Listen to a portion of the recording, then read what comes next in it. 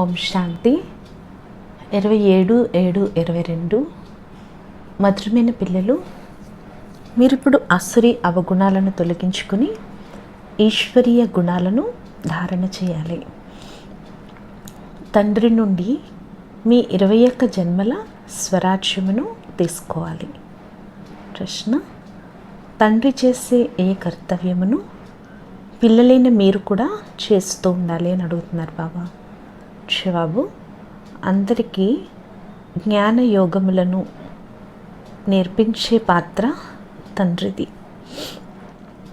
ఇదే కర్మను పిల్లలైన మీరు కూడా చేయాలి.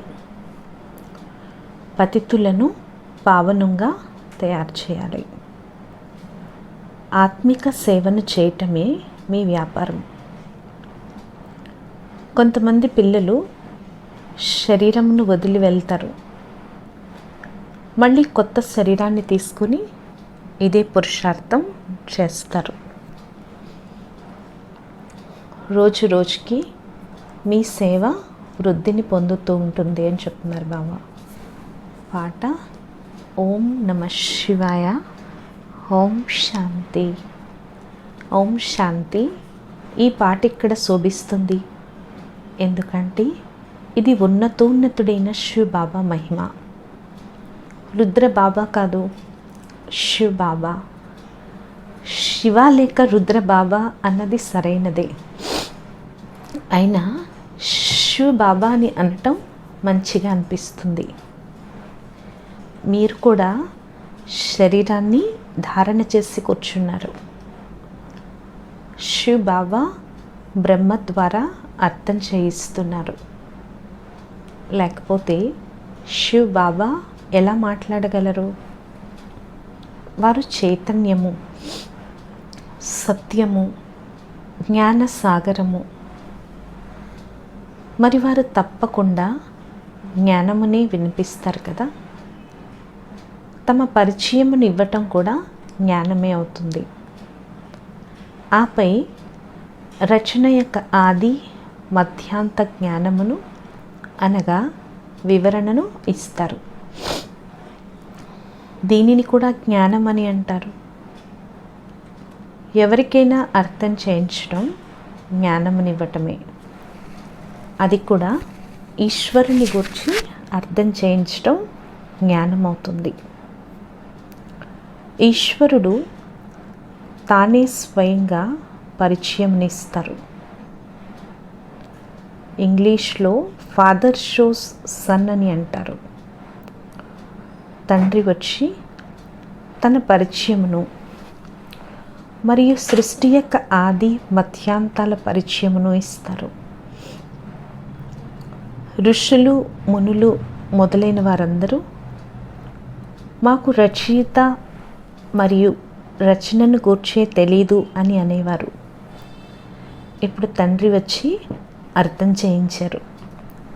కావున ఈ జ్ఞానమును ఇంకెవరు ఇవ్వలేరు అని అర్థం చేసుకోబడుతుంది.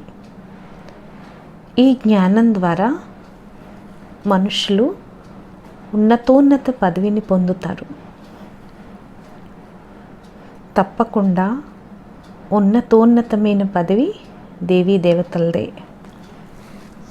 ఇప్పుడు పిల్లలైన మీకు అఖండమైన, స్థిరమైన పవిత్రత, సుఖ శాంతుల సంపదయే మన ఈశ్వరీయ జన్మసిద్ధ అధికారమని తెలిసింది. దానిని మళ్ళీ తీసుకుంటున్నారు. ఈశ్వరీయ జన్మసిద్ధ అధికారము సుఖధామం మరియు అసురీ జన్మసిద్ధ అధికారం దుఃఖధామం. రావణుని ద్వారా మనం పతితులుగా అవుతాము. రావణుని ద్వారా మనకు పతితులుగా అయ్యే వారసత్వం లభిస్తుంది అని చెప్తున్నారు బాబా. మళ్ళీ పతితుల నుండి పావనులుగా రాముడైన పరమాత్మయే తయారు చేస్తారు. రావణుడు భారతదేశపు అర్ధకల్పపు పాత శత్రువని ఎవరికీ తెలీదు. రామరాజ్యం కావాలి అని అంటారు, అనగా ఇది రావణ రాజ్యం అనే కదా. కానీ స్వయాన్ని పతితులుగా లేక రావణ సంప్రదాయముగా భావించరు. ఇప్పుడు ఈ అసురీ సంప్రదాయం మారి దైవీ సంప్రదాయం తయారవుతుంది. అసురీ అవగుణాలను తొలగించుకొని ఈశ్వరీయ గుణాలను ధారణ చేసేందుకే మీరు ఇక్కడికి వస్తారు. ఈశ్వరీయ గుణాలను ధారణ చేయించేవారు తండ్రి మాత్రమే. ఇప్పుడు మనం అనంతమైన తండ్రి నుండి మళ్ళీ మన జన్మసిద్ధ అధికారమైన 21 జన్మల స్వరాజ్యాన్ని తీసుకునేందుకు వచ్చామని మీకు తెలుసు. బాబా చెప్తున్నారు, సూర్యవంశీ చంద్రవంశీ స్వరాజ్యాన్ని పొందేందుకే ఇక్కడ కూర్చున్నారు. ఆ స్వరాజ్యమును మీరు కల్పకల్పము పొందుతూ వచ్చారు. పోగొట్టుకుంటారు, మళ్ళీ పొందుతారు. ఇది బుద్ధిలో ఉండాలి కదా. ఇప్పుడు మనం తండ్రి నుండి వారసత్వాన్ని తీసుకుంటాము. వారసత్వాన్ని తీసుకునే పిల్లలు తండ్రిని స్మృతి చేయవలసి ఉంటుంది కదా. ఇప్పుడు మేము వారసత్వాన్ని తీసుకునేందుకు మాతాపితల షణ్ముఖంలో కూర్చున్నాము అని బుద్ధిలోకి రావాలి. వారు బ్రహ్మముఖం ద్వారా మనకు వినిపిస్తారు. శివబాబా బ్రహ్మముఖం ద్వారా మనకి వినిపిస్తారు. ఎవరైతే దత్తత తీసుకోబడతారో వారే తప్పకుండా బ్రాహ్మణులుగా పిలువబడతారు. ఎవరైతే దత్తత తీసుకోబడతారో వారు తప్పకుండా బ్రాహ్మణులుగా పిలువబడతారు. ఇది జ్ఞాన యజ్ఞము. దీనిని యజ్ఞం అనండి లేక పాఠశాల అనండి, అర్థం ఒక్కటే అంటున్నారు బాబా. రుద్రజ్ఞాన యజ్ఞమును రచించినప్పుడు పాఠశాలను కూడా తయారు చేస్తారు. ఒకవైపు వేదశాస్త్రాలు మొదలైనవి, ఇంకొక వైపు గీత, మరోవైపు రామాయణం మొదలైనవి పెడతారు. రామాయణం వినాలనుకునేవారు అటువైపు వెళ్ళి వింటారు. గీత వినాలనుకునేవారు గీత వైపుకు వెళ్ళి వింటారు. బాబా చెప్తున్నారు, ఇదైతే రుద్రజ్ఞాన యజ్ఞం. ఇందులో అన్నీ స్వాహ అవనున్నాయి. సృష్టి అంతిమం కాబట్టి ఇది అన్ని యజ్ఞాల అంతిమం కూడా. జ్ఞాన యజ్ఞమైతే ఒక్కటే. మిగిలిన అనేక రకాలైన యజ్ఞాలు ఏవైతే ఉన్నాయో అవన్నీ భౌతికమైన యజ్ఞాలే అంటున్నారు బాబా. అందులో నువ్వులు, ధాన్యం మొదలైన సామాగ్రిని వేస్తారు. ఇది అనంతమైన యజ్ఞము. ఇందులో ఇవన్నీ స్వాహ అయిపోతాయి, మళ్ళీ కొత్తగా పుట్టుకొస్తాయి. అక్కడ దుఃఖమునిచ్చే వస్తువు ఏది ఉండదు అంటున్నారు బాబా. రోగాలు మొదలైనవి ఎన్నో వృద్ధి నొందుతున్నాయి. బాబా చెప్తున్నారు, భిన్న భిన్న రకాల దుఃఖాలు, రోగాలు వెలువడుతూ ఉంటాయి.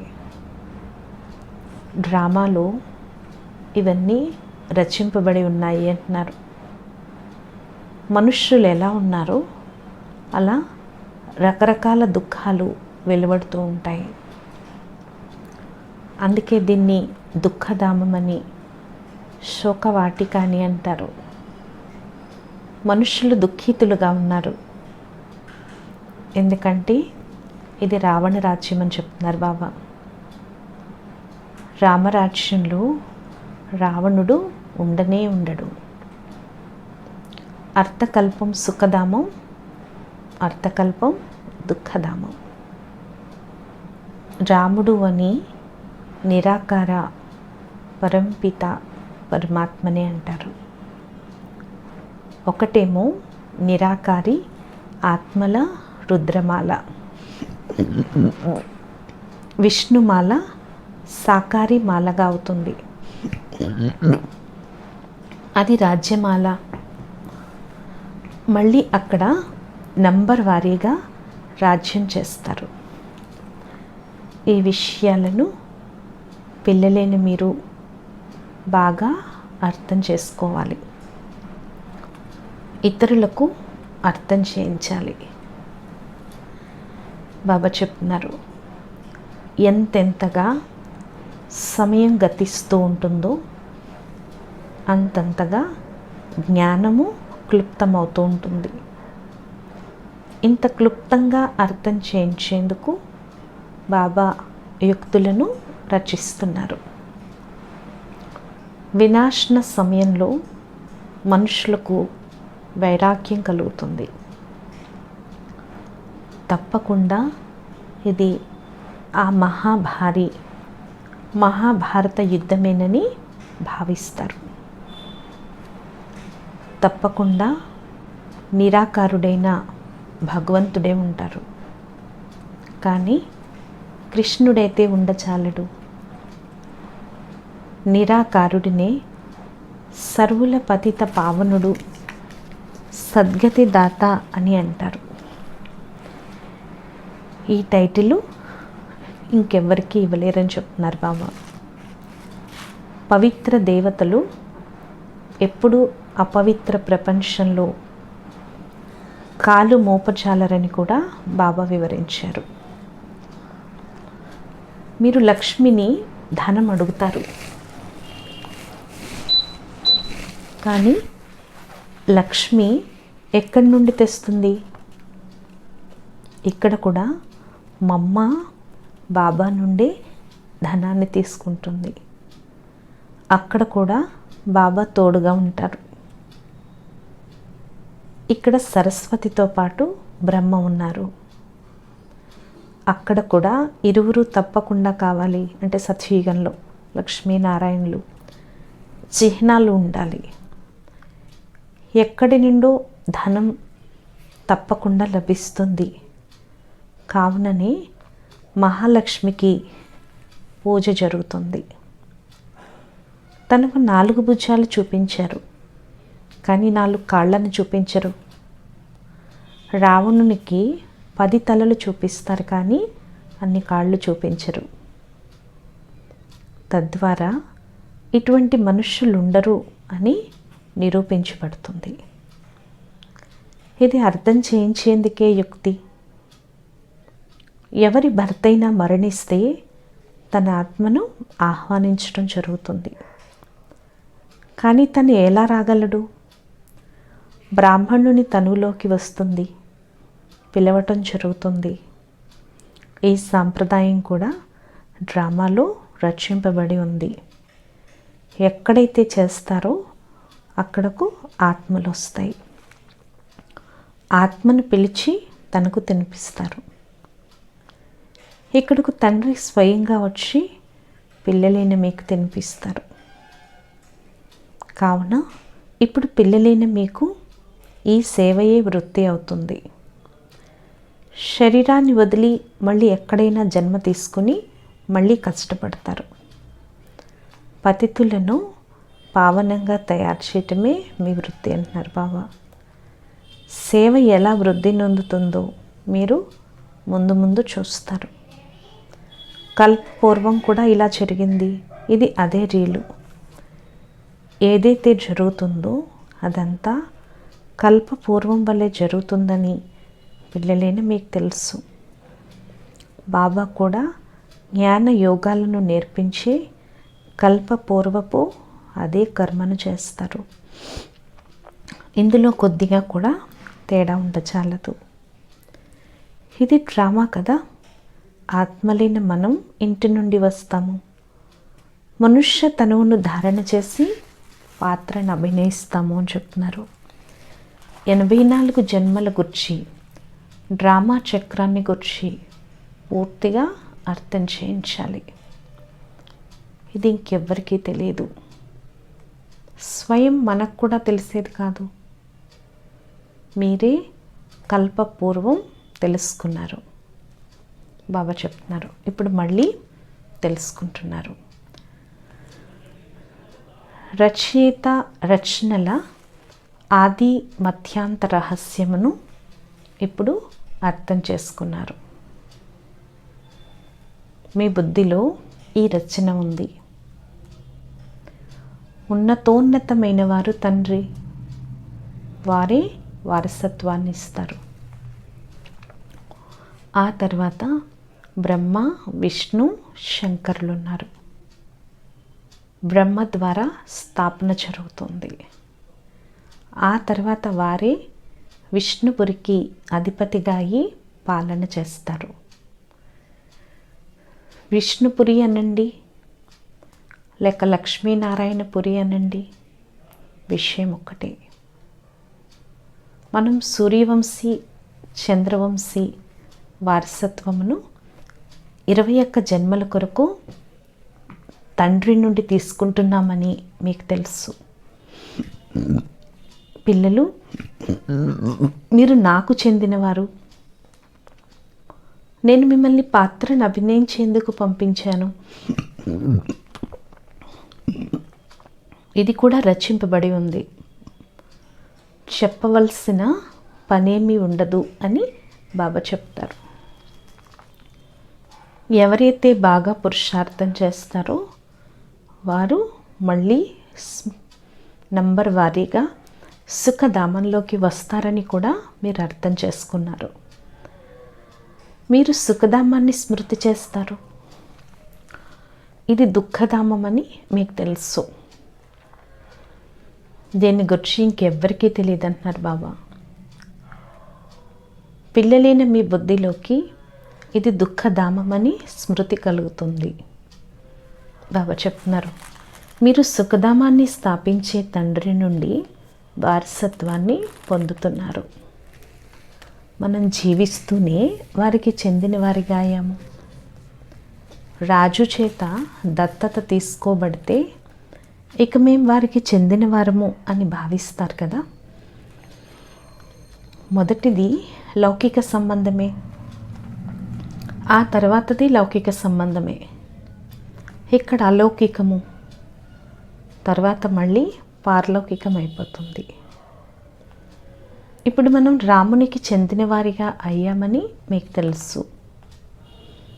మిగిలిన వారంతా రావణ కులానికి చెందినవారు అంటున్నారు బాబా. ఒకవైపు వారు, ఇంకొక వైపు మనము ఉంటాము. తప్పకుండా తాము 84 జన్మలు పూర్తి చేశామని ఆత్మ అర్థం చేసుకుంటుంది. ఆత్మనైన నేను ఒక పాత శరీరాన్ని వదిలి మరొక కొత్త శరీరాన్ని తీసుకుంటాను. జ్ఞాన సాగరుడు, పతిత పావనుడు, సద్గతి దాత అయిన తండ్రి ద్వారా మనం పురుషార్థం చేస్తున్నాము. వారు ఈ బ్రహ్మ ద్వారా చదివిస్తారు. ఆత్మయే చదువుతుంది. ఆత్మలోనే బ్యారిస్టర్ మొదలైన సంస్కారాలు ఉంటాయి కదా. ఆత్మ ఇంద్రియాల ద్వారా మాట్లాడుతుంది. మీరు ఆత్మాభిమానులుగా అవటంలో ఎంతో శ్రమించవలసి వస్తుందంటున్నారు బాబా. అమృతవేళ సమయం చాలా ప్రసిద్ధమైంది. ఆ సమయంలో స్వయాన్ని ఆత్మగా భావిస్తూ తండ్రిని స్మృతి చేస్తూ ఉన్నట్లయితే మీ ఆత్మపై ఏ తుప్పైతే పట్టిందో అది శుభ్రమైపోతుంది అని తండ్రి సలహా ఇస్తారు. ఆత్మలో మలినాలు కలుస్తాయి. శుద్ధమైన బంగారంతో చేయబడ్డ నగలు కూడా శుద్ధంగా ఉంటాయి. ఆత్మపై తుప్పు పట్టి ఉంది. ఆ తర్వాత శరీరం కూడా అటువంటిదే లభిస్తుంది. కావునని మిమ్మల్ని కార్డులో వేయటం జరుగుతుంది. కానీ ఇందులో మొత్తం అంతా బుద్ధి పని అని చెప్తున్నారు బాబా. తండ్రి స్మృతిలో కూర్చున్నారు. ఇంకే కష్టము విషయము లేదు. పిల్లవాడు తండ్రిని స్మృతి చేసినట్లుగా స్మృతి చేయాలి. వీరు అనంతమైన తండ్రి. అక్కడ ఆత్మ శరీరాన్ని స్మృతి చేస్తుంది. ఇప్పుడు ఆత్మ అయిన మీరు తండ్రిని స్మృతి చేస్తున్నారు. నేను అనంతమైన తండ్రిని, మరి నేను తప్పకుండా అనంతమైన వారసత్వంనే ఇస్తాను. నేను కల్పకల్పము ఇచ్చాను అని తండ్రి అంటారు. తప్పకుండా భారతదేశం విశ్వాధిపతిగా ఉండేది. శత్రువులు మొదలైన వారెవ్వరూ ఉండేవారు కారు. ఇప్పుడు మీరు ఆ సుఖధామానికి అధిపతులుగా అవుతున్నారు. ఎంత బుద్ధిహీనులుగా అయిపోయారు. మీరెవరైతే స్వర్గానికి అర్హులుగా ఉండేవారో వారంతా ఇప్పుడు నరకానికి అర్హులుగా అయిపోయారు. ఇప్పుడు మళ్ళీ స్వర్గానికి అర్హులుగా తయారు చేసేందుకు తండ్రి వచ్చారు. నిరాకారుడైన శివుని జయంతి జరుగుతుంది. అలాగే గీతా జయంతి కూడా జరుగుతుంది. తప్పకుండా జరుపుతారు. ఇప్పుడు శివ బాబా వచ్చారు. కావుననే శివ భగవాన్ వాచ జరుగుతుంది. కావున మళ్ళీ గీతా జయంతి జరుగుతుంది. వారు మళ్ళీ వచ్చి పరిచయాన్ని ఇస్తారు కదా. వారు వచ్చి ఏదైతే వినిపించారో అదే మళ్ళీ గీత అయింది అని చెప్తున్నారు బాబా. రావణుడు అని ఎవరిని అంటారో అది కూడా పిల్లలైన మీకు తెలుసు. ఇప్పుడు ఈ రావణ రాజ్యపు వినాశనం కానున్నది అని చెప్తున్నారు బాబా. మృత్యువు మీ ముందు ఉంది. కల్పపూర్వం కూడా ఈ ప్రపంచం మారిందని చెప్తున్నారు బాబా. ఎంత బాగా అర్థం చేయించబడుతుంది. కష్టపడాలి. ఇల్లు వాకిళ్ళలో ఉంటూ కమల పుష్ప సమానంగా పవిత్రంగా ఉంటూ తోడుగా ఈ కోర్సును చేపట్టండి. టీచర్ను అడగండి. కోర్సు చాలా సహజం. ఇంట్లో ఉంటూ నన్ను స్మృతి చేసి రచన యొక్క ఆది మధ్యాంతాలను తెలుసుకోండి అని చెప్తున్నారు బాబా. 7 రోజులు అర్థం చేసుకునేవారు కూడా వెలువడతారు. మనుషులు ప్రతి ఒక్కరి నాడి చూడబడుతుంది అని చెప్తున్నారు. వీరి లగ్నం బాగుంది, తపిస్తున్నారు. మేము బాబా జ్ఞానమును షణ్ముఖంగా వినాలి అని తపిస్తున్నట్లుగా గమనిస్తారు. వారి ముఖము వాతావరణం ద్వారా అర్థం చేసుకోగలుగుతారు. నాడిని పూర్తిగా అర్థం చేసుకొని కారణంగా మంచి మంచి వారు కూడా వెళ్ళిపోతారు. 7 రోజులు మాకు సమయం లేదు, ఏం చేయాలి అని అంటారు. కొందరు దర్శనం చేయించండి అంటారు. ముందు మీరు ఎవరి వద్దకు వచ్చారో అర్థం చేసుకోండి అని వారికి చెప్పండి అంటున్నారు బాబా. పరంపిత పరమాత్మతో అసలు మీ సంబంధం ఏమిటి అని అడగండి. మీరు కూడా బ్రహ్మ కుమారి కుమారులే కదా. శివ బాబా మనవలుగా బ్రహ్మ పిల్లలుగా అయిపోతారు. తండ్రి స్వర్గ రచయిత. మరి వారు తప్పకుండా వారసత్వాన్ని ఇస్తారు కదా. వారు రాజయోగాన్ని నేర్పించి ఉంటారు. అర్థం చేయించి మళ్ళీ వ్రాయించుకోవాలి. ఒక్క రోజులో కూడా కొందరు బాగా అర్థం చేసుకోవచ్చు. ఎటువంటి చురుకైన వారు వెలువడతారంటే వారు త్వరగా గ్యాలప్ చేసుకుంటారు. అచ్చా, మధురాతి మధురమైన ఆత్మీక పిల్లలకు మాతాపిత బాప్దాదాల ప్రియ స్మృతులు మరియు గుడ్ మార్నింగ్. ఆత్మీక పిల్లలకు ఆత్మీక తండ్రి యొక్క నమస్తే. మధురాతి మధురమైన ఆత్మీక తండ్రికి ఆత్మీక పిల్లల యొక్క ప్రియ స్మృతులు, గుడ్ మార్నింగ్ మరియు నమస్తే నమస్తే నమస్తే. ధారణ కొరకు ముఖ్య సారం. ఫస్ట్ పాయింట్, అమృతవేళ లేచి బాబాను ప్రేమగా స్మృతి చేసి ఆత్మాభిమానిగా ఎందుకు కృషి చేయాలి. అమృతవేళ లేచి బాబాను ప్రేమగా స్మృతి చేసి ఆత్మాభిమానిగా అయ్యేందుకు కృషి చేయాలి. స్మృతి శక్తి ద్వారా వికారాలనే తుప్పును వదిలించుకోవాలి. సెకండ్ పాయింట్, ఇంట్లో గృహస్థంలో ఉంటూ కమల పుష్ప సమానంగా అయ్యే కోర్సును చేపట్టాలి. ఇంట్లో ఉంటూ, గృహస్థంలో ఉంటూ కమల పుష్ప సమానంగా అయ్యే కోర్సును చేపట్టాలి. ప్రతి ఒక్కరి నాడిని లేక తపనను చూసి జ్ఞానాన్ని ఇవ్వాలి. ప్రతి ఒక్కరి నాడిని చూసి, తపనని చూసి జ్ఞానం ఇవ్వాలి. వరదానము: శిక్షకులుగా అవటంతో పాటు దయా హృదయపు భావన ద్వారా క్షమించే మాస్టర్ మెర్సిఫుల్ భవ. శిక్షకులుగా అవటంతో పాటు దయా హృదయపు భావన ద్వారా అందరినీ క్షమించే మాస్టర్ మెర్సిఫుల్ భవ. అందరి ఆశీర్వాదాలను తీసుకోవాలి అనుకున్నట్లయితే శిక్షకునిగా అవటంతో పాటు మాస్టర్ మెర్సిఫుల్గా అవ్వండి. అందరి ఆశీర్వాదాలు తీసుకోవాలి, శిక్షకునిగా అవ్వటంతో పాటు ఏమవ్వండి? మాస్టర్ దయార్థ హృదయులుగా అవ్వండి. దయా హృదయులుగా ఈ క్షమించినట్లయితే ఈ క్షమించటమే శిక్షణను ఇవ్వటంగా అయిపోతుంది. ఎప్పుడైతే దయార్థ హృదయులుగా అందరినీ క్షమిస్తారో ఈ క్షమించటమే శిక్షణ ఇవ్వటంగా అయిపోతుంది. కేవలం శిక్షకులుగా అవ్వకండి. బాబా చెప్తున్నారు, కేవలం శిక్షకులుగా అవ్వటంతో కాదు, క్షమించాలి. ఈ సంస్కారాల ద్వారానే అందరికీ ఆశీర్వాదాలను ఇవ్వగలరు. ఎప్పుడైతే మనలో ఈ సంస్కారం ధారణ చేస్తామో అప్పుడే అందరికీ ఆశీర్వాదం ఇవ్వగలం. ఇప్పటి నుండే ఆశీర్వాదాలను ఇచ్చే సంస్కారాన్ని దృఢంగా అలవర్చుకున్నట్లయితే మీ జడ చిత్రాల నుండి కూడా భక్తులు ఆశీర్వాదాలు తీసుకుంటూ ఉంటారు.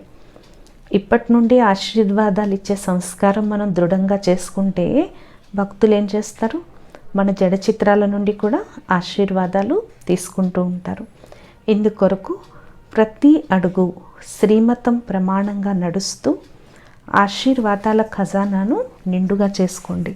దీనికోసం ఏం చెప్తున్నారు బాబా? ప్రతి అడుగు శ్రీమతంపై నడుస్తూ ఆశీర్వాదాల ఖజానాతో నిండుగా అయిపోండి. స్లోగన్: ఎవరి ఒడైతే పరమాత్మ ఆశీర్వాదాలతో నిండుగా ఉంటుందో అటువంటి వారి వద్దకు మాయ రాచాలదు.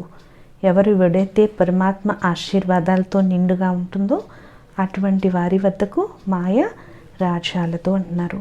ఈరోజు స్వమానము: నేను క్షమాస్వరూప ఆత్మను. అచ్చా, ఓం శాంతి.